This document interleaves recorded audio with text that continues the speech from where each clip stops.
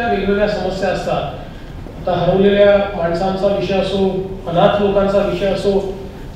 परवा माझ्याकडे एक मुलगी आली. त्या मुलीने MPSC क्रॅक केलं, ती MPSC पास झाली, परंतु तिचे मार्क हे ओपन कॅटेगरीमध्ये कमी आहे, पण मागासवर्गीय इतर मागासवर्गीय कॅटेगरीमध्ये तिचे मार्क बसतात, ती सिलेक्ट होऊ शकते. पण तिचा प्रश्न असा आहे की ती अनाथ आहे.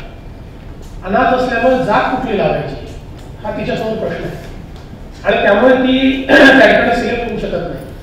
आणि ते बघितल्यानंतर मी MPSC चेअरमनशी बोललो, मी सगळ्या विभागांशी बोललो. पहिल्यांदाच असा प्रश्न समोर आला, कुठल्या तरी अनाथ बालिकेने MPSCची परीक्षा पास केल्यानंतर समाजात किती वेगवेगळ्या प्रकारचे प्रश्न आहेत हे आपल्याला लक्षात येतात. तर मग आता आम्ही निर्णय घेतला की अशा प्रकारच्या अनाथ बालकांकरता एक विशेष कॅटेगरी तयार करायची. अशा प्रकारे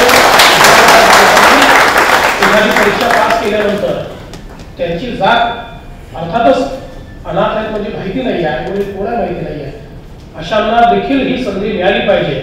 आणि त्या संदर्भात आदेश दिले. मी त्या मुलीला सांगितलं की बेटा आता प्रश्न असा आहे की कायदा तर आम्ही आता तयार करतोय. ती म्हणाली काही काळजी करू नका, तुम्ही कायदा तयार केला, मी पुढच्या वर्षी याच्यापेक्षा चांगले मार्क मिळेल आणि पुन्हा मी पास. मला असं वाटतं की ही जी काही एक सामाजिक बांधिलकी विजय वैद्यांनी दाखवली, आणि अगदी जी माणसं समाजामध्ये वंचित आहे अशांना शोधून काढायचं, जी हरवली आहेत त्यांना शोधून त्यांच्या घरापर्यंत पोहोचवायचं हे काम असो, किंवा सातत्याने परखडपणे सगळे विचार मांडण्याचं काम असो, खऱ्या अर्थानं ज्या व्यक्तीला जीवन गौरव दिला पाहिजे. कधी कधी आपण असं म्हणतो की पुरस्कार जो आहे तो पात्र व्यक्तीला मिळाला का. मला असं वाटतं की यापेक्षा अधिक पात्र कोण असू शकतं, आणि म्हणून उत्तम निवड केल्याबद्दल या निवड मंडळाचं देखील मी अतिशय मनपूर्वक या ठिकाणी अभिनंदन करतो.